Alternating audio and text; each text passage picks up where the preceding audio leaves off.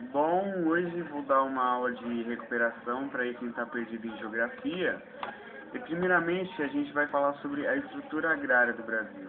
Primeiramente, o que é isso? Bom, a estrutura agrária do Brasil, ela diz assim, quantas pessoas tem por terra, se tem muita terra para bastante gente, ou então para pouca gente. E hoje em dia, quando a gente analisa o cenário brasileiro, a gente vê a seguinte situação, que existe muita terra para pouca gente, que são os ricos, e existe pouca terra para muita gente que é pobre. Por que isso aconteceu? Vamos puxar lá do início para ver quais foram as causas disso. Bom, primeiramente, quando o Brasil era colônia, as pessoas, os portugueses, eles vinham até aqui com o intuito de obter recursos financeiros, recursos naturais e depois ir embora. Com isso, você já não tinha um laço com a terra que você adquiria, porque você apenas usava ela depois você ia embora. Outro ponto, existiam os fazendeiros, que eram justamente as pessoas a quem eram destinadas essas terras. Mas engraçado observar que fazendeiro surgiu antes de fazenda, porque na verdade fazendeiro não é aquele cara que é o dono da terra, da produção, não. Fazendeiro era apenas o proprietário da terra que tinha os escravos, e quanto mais escravos ele tinha, mais dinheiro ele possuía, porque os escravos que faziam tudo, ele era apenas, vamos dizer aqui, um administrador. Porém, o que aconteceu? Como a renda dele era baseada pelos escravos, quando ocorreu a Lei de Eusébio de Queiroz, ou a Lei Áurea, o que aconteceu com isso?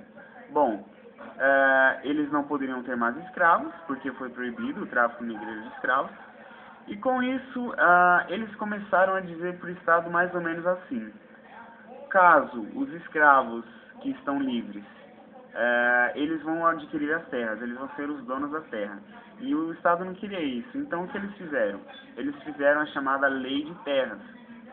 Essa Lei de Terras dizia que poderia ser dono de uma terra apenas aqueles que a comprassem, ou seja, que possuíssem dinheiro, ou aqueles que eram herdeiros dessa terra.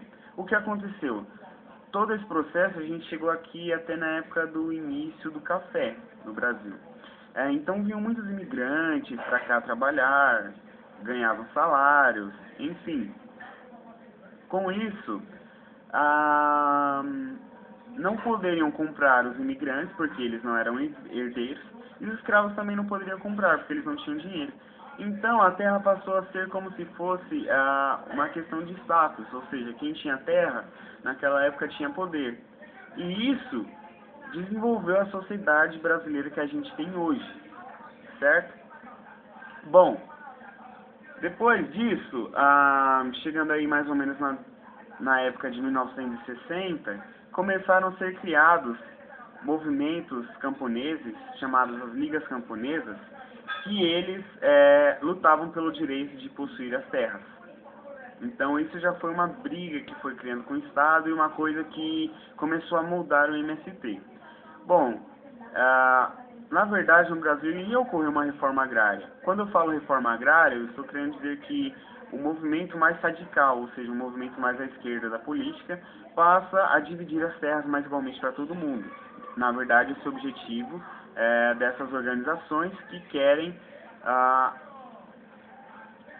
essas terras para eles. Bom, na verdade, o Brasil já era para ter uma reforma agrária, só que nessa época, com a ditadura militar, isso não ocorreu.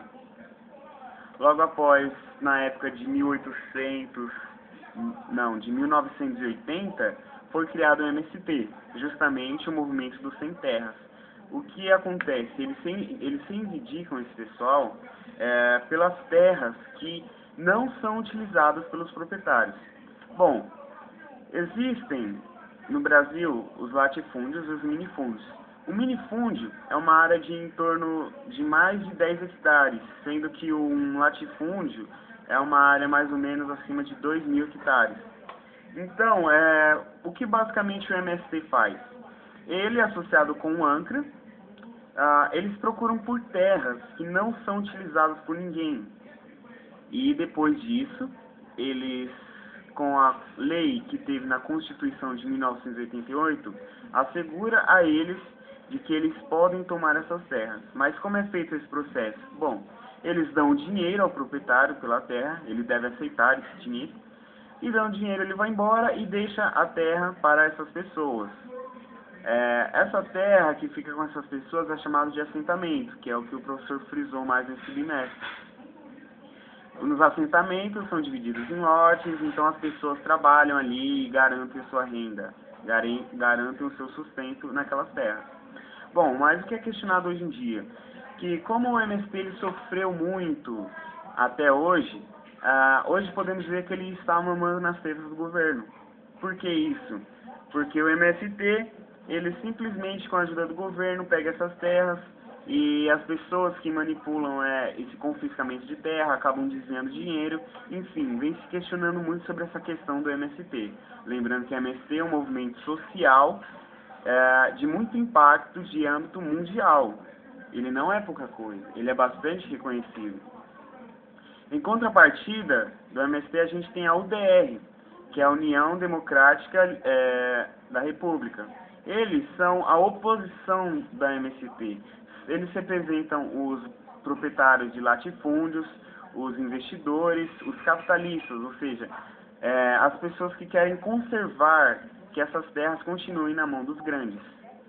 Bom, eles têm muitos casos assim de deputados que fazem parte da UDR, que vão contra a MST. Então, é um ponto bem interessante de ser observado, essa questão toda aí do MST e da UDR. Porque a gente concluindo, a gente vê que isso vai gerar o quê? Vai congelar a nossa questão da reforma agrária. Ou seja, o MST, ele querendo reforma agrária e a UDR contra a reforma agrária, você tem uma contrapartida. E com isso, você congela essa questão. Bom, sobre o MST e o processo, a estrutura agrária do Brasil é isso. Agora vamos falar um pouco sobre a agricultura.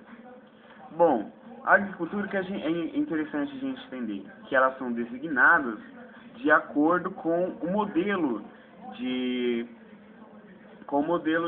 do sistema que você tem para cada agricultura. Bom, vamos começar aqui pela agricultura itinerante. Como é baseada essa agricultura itinerante? Bom, ela tem uma mão de obra familiar, ou seja, a própria família produz lá na terrinha deles e tudo mais.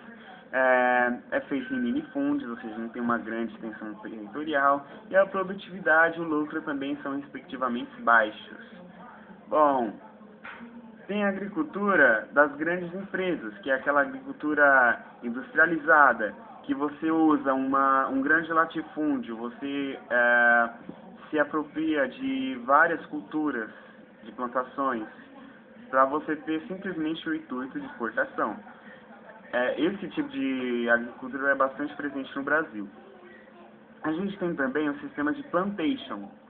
Os sistemas de plantation eram os utilizados no Brasil colonial, no qual consistem de uma monocultura. O que é isso? Monocultura, só um tipo de planta pode ser produzido. Um exemplo bastante épico foi a cana-de-açúcar. A cana-de-açúcar em grandes territórios, voltados também para exportação e também com um alto grau de produtividade.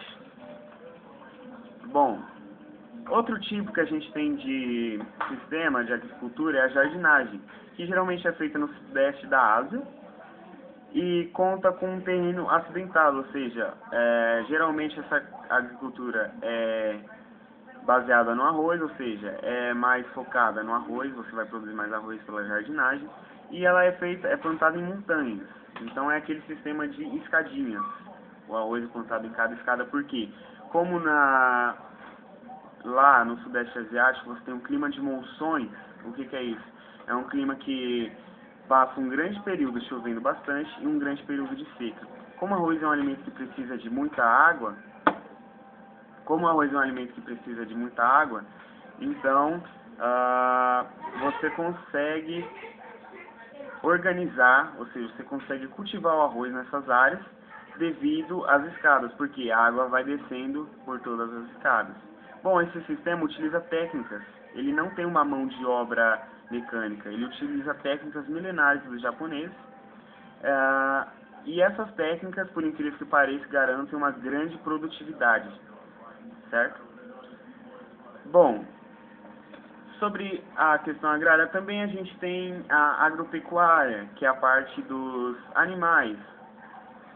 Resumindo, carne, certo? Só que também existe carne bovina, suína, diversos tipos de carnes de animais.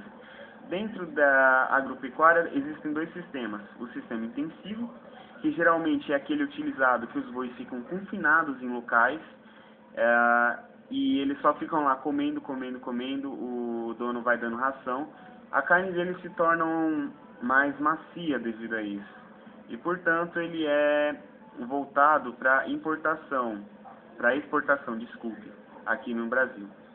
O sistema extensivo é o que os gados são criados soltos. Sendo criados soltos, eles não têm muito preparo, assim, muito cuidado nessa questão. E a carne é um pouco mais dura também. Então, a principal característica disso é que ele é voltado para o mercado interno. Ou seja, a gente produz esse tipo de agropecuária e a gente consome esse tipo de agropecuária. Bom, esse foi o resumo da aula de geografia. Espero que vocês se deem bem na recuperação amanhã. Beijos!